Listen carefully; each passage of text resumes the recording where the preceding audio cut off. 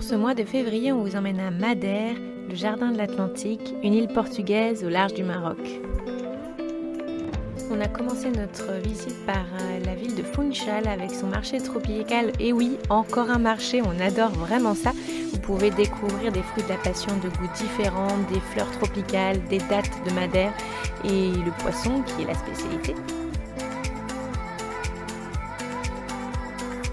Ensuite, vous pouvez flâner dans les rues colorées de Funchal pour retrouver l'artisanat local. Pour le midi, on vous recommande ce resto Taberna Madeira qui est vraiment succulent. C'est un excellent rapport qualité-prix avec des produits frais, hyper copieux, vraiment très très bon. Ensuite, on a fait la traditionnelle montée du téléphérique pour monter au Montes, c'est là où il y a le jardin tropical à faire, qui est vraiment exceptionnel.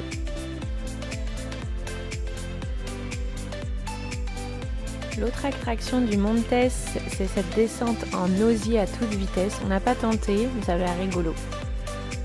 Nous avions un Airbnb au sud de l'île qui était très sympa. On vous recommande par ailleurs un hôtel au nord de l'île qui s'appelle Quinta de Furao, vraiment exceptionnel. Le dimanche, nous avons réalisé l'ascension du Pico Rubio.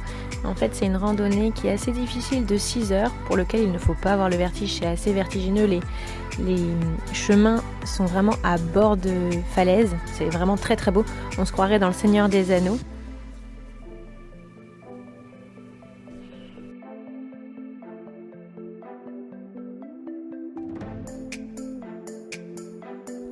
Madère, c'est un ensemble de paysages hyper différents les uns des autres. Vous avez des randonnées alpines comme celle-ci et des randonnées dans la forêt tropicale. Le climat est subtropical, il fait toujours à peu près une vingtaine de degrés toute l'année, donc vous pouvez venir en hiver. On y était en février, on a eu à peu près 20 degrés. C'est très sympa pour randonner.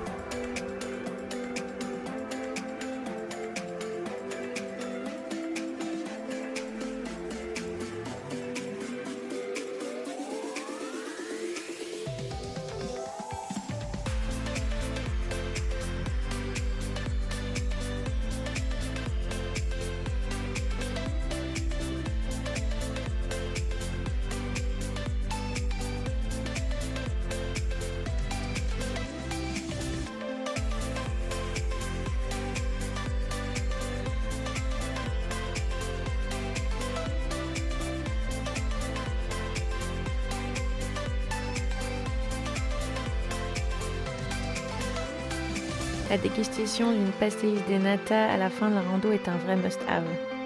Ensuite, nous avons visité Camarado Lobos, c'est un petit village de pêcheurs avec des petites barques colorées.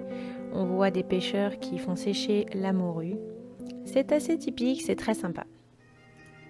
Le lundi, c'est une nouvelle rando, la Levada das 25 Fontes. C'est le mélange entre le portugais et le français, en gros des 25 sources.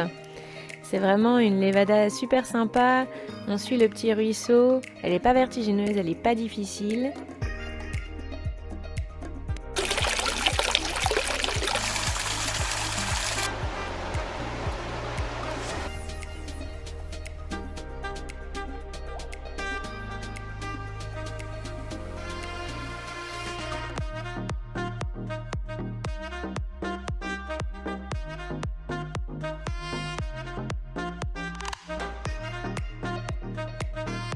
Les levadas, ce sont des canaux d'irrigation qui traversent l'île du nord où il pleut beaucoup, au sud où il pleut moins, où il y a beaucoup plus d'agriculture, notamment la canne à sucre. Le lendemain, c'était la visite du nord de l'île. On a commencé par Jardim do Mar, qui est vraiment juste à côté du Airbnb qu'on a loué. C'est vraiment à flanc de falaise. Et ensuite, Ponta do Pargo, c'est un petit phare avec des eaux qui ressemblent aux eaux des Caraïbes. Encore à flanc de falaise. Madère, c'est difficile de se baigner, il n'y a pas d'accès à des plages, mais ce sont vraiment des paysages superbes. Ensuite, c'était la visite de Porto Moniz.